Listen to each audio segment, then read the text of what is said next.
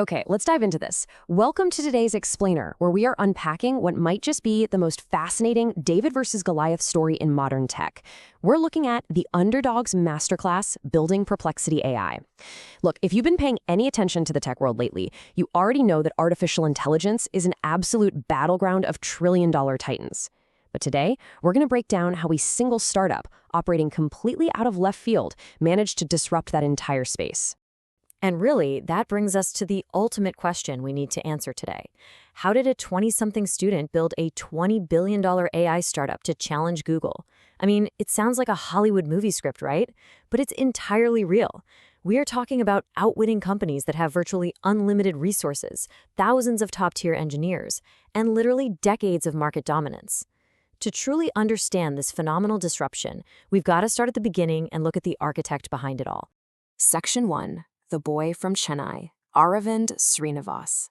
So we're talking about Aravind Srinivas. He comes from a simple middle-class family in Chennai, India. Back in 2015, while most of his peers at IIT Madras were out, enjoying their college social lives, Aravind was holed up in a tiny hostel room, pulling all-nighters just writing code. He was actually assigned to electrical engineering, but his real obsession was teaching machines how to think. And what's incredible here is that he entered a machine learning competition at his college with almost zero formal preparation, like at a time when he barely even knew what the term meant, and he absolutely crushed it. He won. That victory completely changed his trajectory. By 2017, he's at UC Berkeley pursuing a PhD in computer science. Then just look at his internship credentials between 2018 and 2019. OpenAI, Google Brain, and DeepMind. He was literally inside the belly of the beast. And it was right there that a crucial realization hit him. The holy grail of perfect internet search, it's actually just advanced AI. Section 2. The search gap. A massive opportunity. So in November 2022, ChatGPT launches, and the digital landscape fundamentally transforms overnight. Suddenly, computers weren't just spitting back keywords, they were understanding context, language, and human emotion. But there was a massive gap, and this brilliantly illustrates exactly what that looked like. On one hand, we had Google, the traditional heavyweight. You search, you get a list of multiple blue links, but no direct answer. You have to do all the digging yourself. On the other hand, we had the newcomer, ChatGPT. It gave you direct answers in a great human tone, but it lacked real-time data. And critically, it didn't show verified sources. You just couldn't fully trust it. Aravind looked at this landscape and saw an incredibly clear, massive hole in the market. Section 3. The aggregator strategy. Smart integration. Aravind envisioned Perplexity to fill that exact gap. Here's how it works. Step 1, it's an AI that fetches real-time data from the live internet. Step 2, it digests that data and creates a concise, perfectly readable summary. And step 3, actually, this is the most important one. It displays the credible sources right next to every single insight. But as you can guess, there was a monumental hurdle here. Building a cutting-edge AI model from scratch requires multi-billion-dollar investments in hardware and sheer compute power. Aravind didn't have billions of dollars. He didn't even have a fraction of that. So how on earth do you compete in a game that costs billions just to sit at the table? Well, this is where we see absolute strategic genius. Instead of trying to build his own foundational model and bankrupting himself before he even got started, Aravind turned Perplexity into an AI aggregator. He used existing APIs to integrate the world's best models directly into his platform.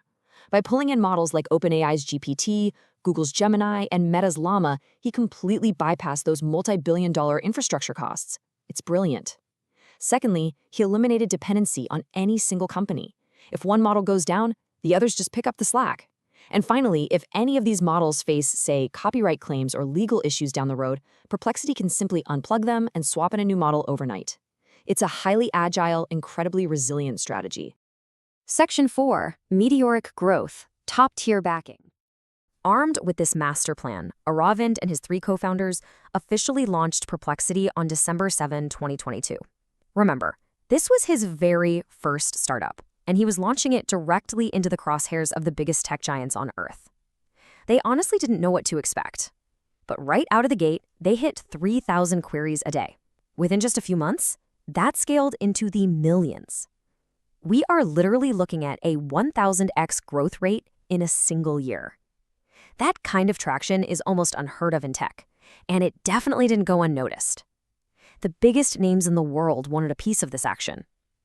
Perplexity very quickly secured backing from top-tier investors, including the world's biggest chipmaker, NVIDIA, Amazon founder Jeff Bezos, and tech giant SoftBank.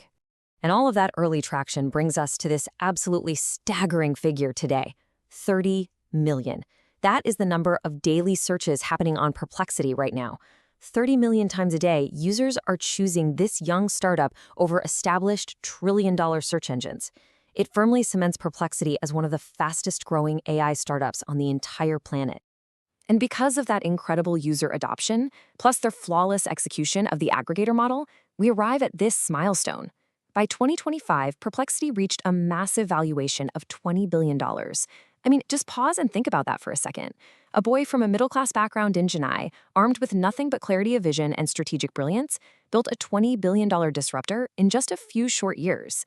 It completely shatters the myth that you have to have incumbent-level resources to win in the AI era.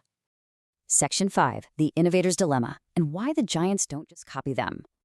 All right, so this brings up the obvious elephant in the room, and it's a question I am sure you're asking right now as you watch this explainer. Why doesn't Google or OpenAI just build this themselves? They have the engineers, they own the models, they have billions in cash. Why let this upstart eat their lunch? Well, the answer is honestly one of the most classic business strategy lessons you will ever see. Now, what's really interesting about this slide is that it's not that these giants lack the technology, it's that their own business models hold them hostage. Take Google, for example. Their primary revenue stream relies entirely on you clicking links so they can serve you ads. If they build a Perplexity-style engine that gives you the exact answer immediately, you stop clicking links. Their ad impressions would plummet. They would effectively be cannibalizing their own cash cow. On the flip side, you have OpenAI and Microsoft. They generate billions by selling their API access to other developers and companies. If they launch a neutral, aggregator-style interface that actively compares models against each other, they would literally be competing directly against their own paying customers. Both of these giants are basically trapped by their own success, which gives Perplexity wide open space to run. Which brings us to our final takeaway today. Aravind Srinivas' vision is captured perfectly in this quote. The future isn't search, it's AI answer engines, where users understand, compare, and learn. He recognized early on that the era of digging through 10 blue links, it's ending. People don't want to search, they just want answers. This explainer proves that with the right direction and absolute clarity of vision, even the most deeply entrenched trillion-dollar monopolies can be challenged. So as you close out of this today, I want to leave you with a provocative question to chew on. Are we currently witnessing the inevitable death of the traditional search engine? Thanks so much for diving into this masterclass with me, and definitely keep your eyes on how this disruption unfolds.